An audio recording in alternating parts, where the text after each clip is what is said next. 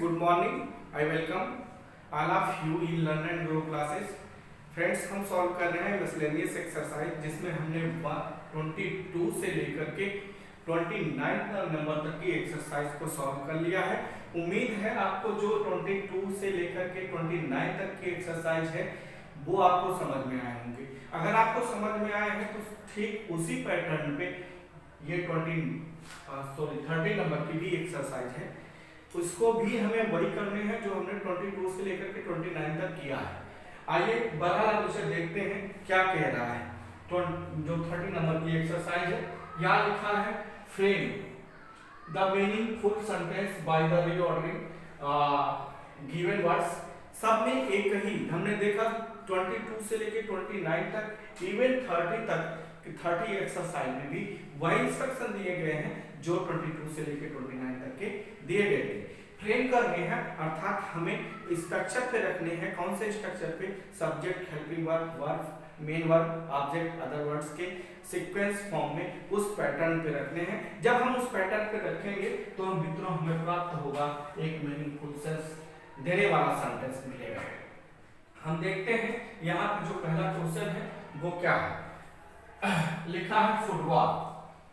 Football मतलब football होता है और इन मतलब में बॉय मतलब लड़का होता है, प्ले मतलब खेलना,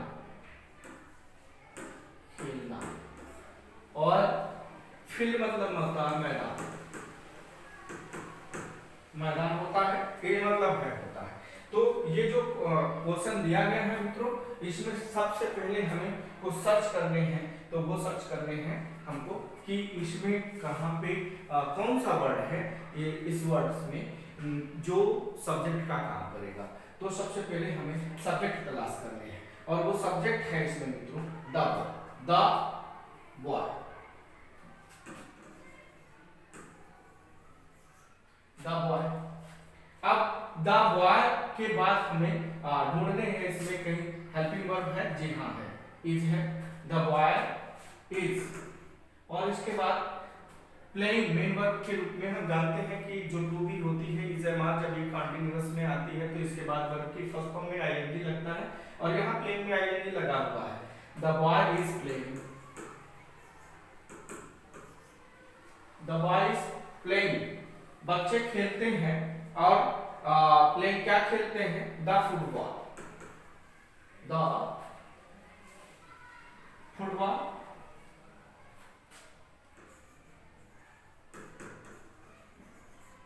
द फुटबॉल और कहाँ खेलते हैं? In the field, in the. तो इस तरह से ये जो पहला क्वेश्चन था एक मीनिंगफुल सेंस देने वाले में तब्दील हुआ और फ्रेम कर दिया गया। इस तरह से कंप्लीट सेंस भी दे रहा है। अब जो नेक्स्ट नंबर का क्वेश्चन है वो क्वेश्चन नंबर सेकंड है और वो क्वेश्चन नंबर जो सेकंड है उसमें देखते हैं क्या है। रीड्स, पढ़िए, पढ़ना। क्लास एल्डर, एल्डर मतलब बड़ा होता है या बड़े। इन में योर मतलब आपके। फ्रेंड और ब्रदर, ब्रदर मतलब होता है भाई। तो योर एल्डर ब्रदर यहाँ जो है वो सब्जेक्ट के रूप में आएगा। तो हम सबसे पहले लिखेंगे क्या? Your Elder brother,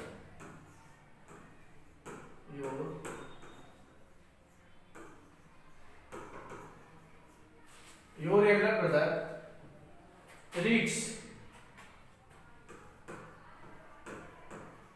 your Elder brother reads in class 12, in class।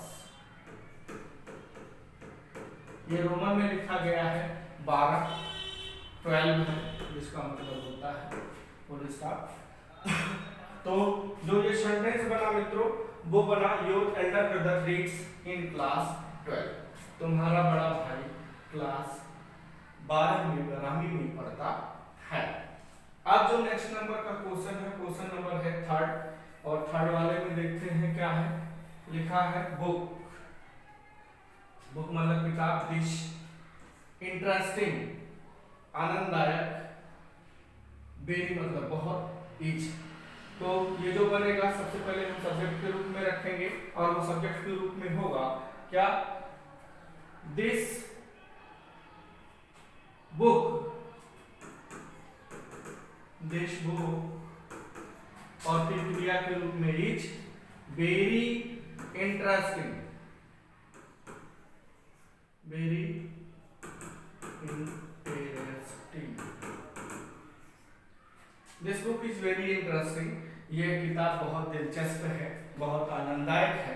तो इस तरह से अनसीक्वेंस फॉर्म में रखे गए वर्ड्स को हम सीक्वेंस में करते हुए, फ्रेमिंग करते हुए मीनिंगफुल सेंटेंस बनाए। अब जो नेक्स्ट नंबर का क्वेश्चन है वो क्वेश्चन नंबर है 4, और क्वेश्चन नंबर 4 में क्या है,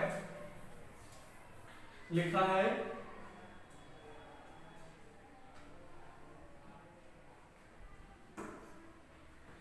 है table, book, the, my, on, is, dictionary, on.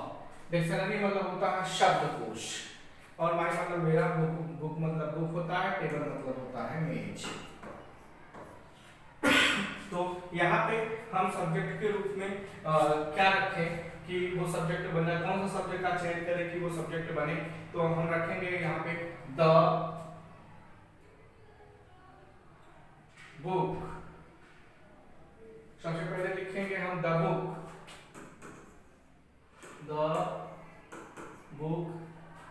और फिर on my table, on my table is और डिक्शनरी, इज अ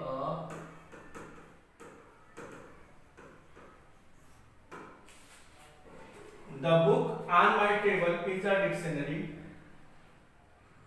मेरे टेबल पर किताब जो है इज अ डिक्शनरी, वो क्या है, डिक्शनरी है, एक शब्दकोश है।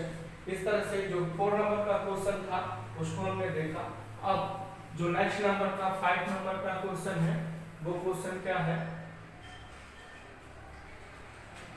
Boys the in class lazy my are, lazy मतलब होता है सुस्त, और क्लास मतलब कक्षा। तो यहाँ पे हम सब्जेक्ट के रूप में रखेंगे द लेजी बॉयज, रखेंगे द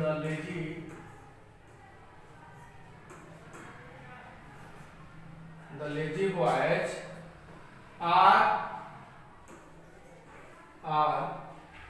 और फिर क्या है, इन माई क्लास,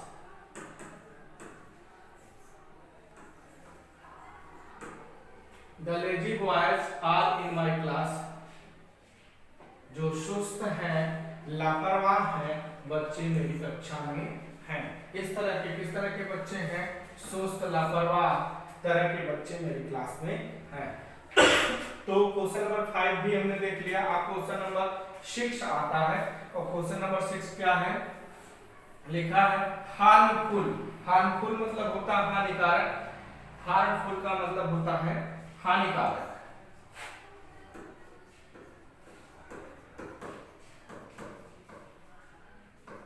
हानिकारक। स्मोकिंग मतलब होता है धूम्रपान, हेल्थ मतलब होता है स्वास्थ्य। तो जो यहाँ पे बनेगा सेंटेंस सब्जेक्ट के रूप में रखा जाएगा smoking, smoking is harmful for health,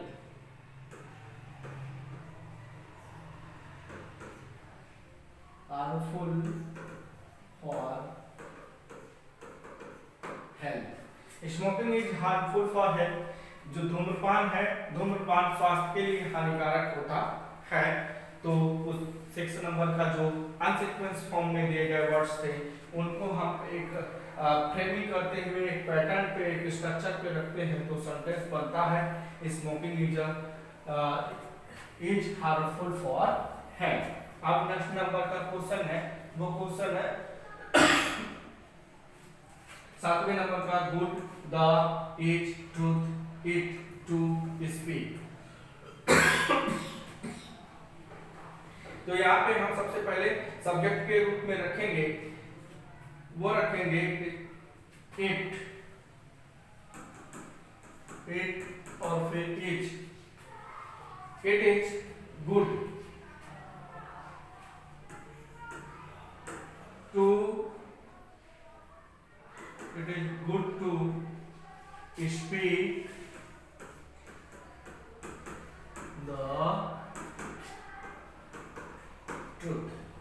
It is good to speak the truth. अच्छा होता है बोलना, क्या सत्य बोलना अच्छा होता है। It is good to speak the truth। तो इस तरह से 7 नंबर का जो क्वेश्चन था, जो अनसीक्वेंस फॉर्म में दिए गए वर्ड्स थे, उसको हम सीक्वेंस में करते हैं तो वो एक मीनिंगफुल सेंस देने वाला सेंटेंस बनता है, और वो सेंटेंस बनता है it is good to speak the truth. अब क्वेश्चन नंबर है 8 नंबर का क्वेश्चन है, उसमें क्या है कि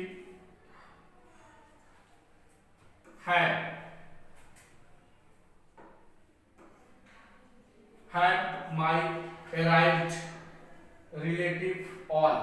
रिलेटिव मतलब होता है संबंधी, all मतलब होता है सभी, arrived मतलब पहुंचना,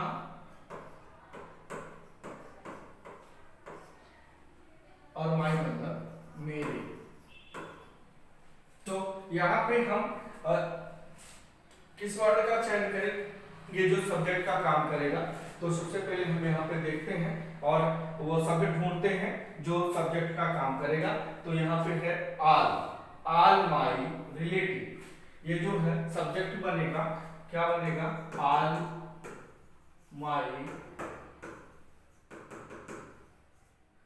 माई relatives have arrived। All my relatives had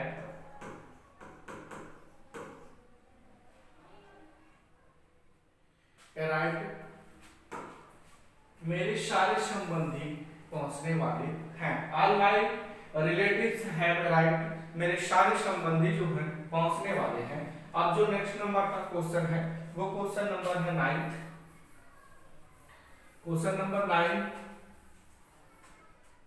क्या कह रहा है, younger is a brother my in professor Agra. Professor मतलब होता है प्रोफेसर, आगरा का मतलब आगरा है, और माई मतलब मेरा, ब्रदर मतलब भाई, यंगर मतलब होता है छोटा। तो यहाँ जो सब्जेक्ट बनेगा वो बनेगा माई यंगर ब्रदर। क्या बनेगा, माई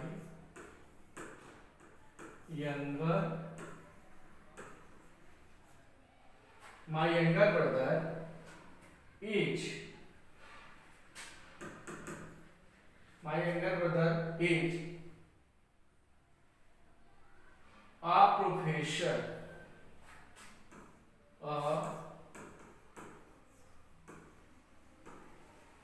my younger brother is a professor in Agra,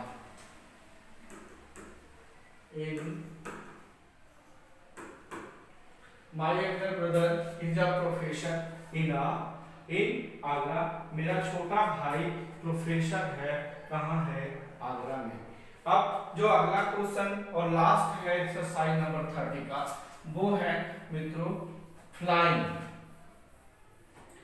flying मतलब उड़ना होता है, सम मतलब कुछ, व्हाइट मतलब सफेद, बर्ड्स मतलब पक्षी या पक्षियां, स्काई मतलब आकाश। तो यहाँ पे जो flying some in white the are birds sky, इसमें से किस शब्द को का चयन करें हम कि वो सब्जेक्ट का काम करें या सब्जेक्ट बन जाए। तो सम व्हाइट बर्ड्स, क्या लिखेंगे हम सब्जेक्ट के रूप में? सम व्हाइट बर्ड्स, सम व्हाइट बर्ड्स। अब इसके बाद सब्जेक्ट हमने लिख लिया है, फिर लिखेंगे क्रिया। सम व्हाइट बर्ड्स आर फ्लाइंग, उड़ रही है। कहाँ उड़ रही है? In the sky, in the sky. इस तरह से मित्रों जो लास्ट और क्वेश्चन नंबर 10 था उसे भी हमने फ्रेमिंग करते हुए एक मीनिंगफुल सेंटेंस में तब्दील किया। इस तरह से 1 से लेकर के 10 नंबर तक क्वेश्चन को हमने देखा, पढ़ा, सॉल्व किया। उम्मीद है आपको जो ये 1 से लेकर के 10 नंबर तक के क्वेश्चन है वो आपको समझ में आए होंगे। अगर आपको समझ में आए हैं तो प्लीज इसे लाइक, शेयर एंड सब्सक्राइब करें। नहीं समझ में आए हैं तो कमेंट बॉक्स में जाएं, जो क्वेश्चन आपको समझ में नहीं आया उस क्वेश्चन को टाइप करें, आपको समझाने की भरपूर प्रयास किए जाएंगे। अब इसके बाद मित्रों जो शुरू होगा वो एग्जामिनेशन में जो क्वेश्चन पूछे गए हैं और प्रदेश स्तर पर सभी, वो सब क्वेश्चन एक्सरसाइज के रूप में आपको मिलेंगे। और अब हम जब नेक्स्ट क्लास में मिलते हैं तो उसी एक्सरसाइज से के रूप में आपसे मिलेंगे, के साथ मिलेंगे, उस एक्सरसाइज के साथ मिलेंगे। आप उस जो आने वाली वीडियो है उसे जरूर देखिएगा, पढ़िएगा क्योंकि वो एग्जाम में पूछे गए हैं और एग्जाम में 100% उसमें से आएंगे।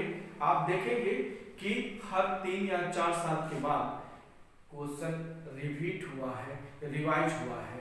सो आने वाले वीडियो आप मिस ना करिएगा, उसे जरूर देखिएगा और जितने भी परीक्षा से संबंधित हैं उसे तो जरूर देखिएगा क्योंकि परीक्षा में आना उसका तय है। सो गुड बाय, मिलते हैं आपसे अगली क्लास में।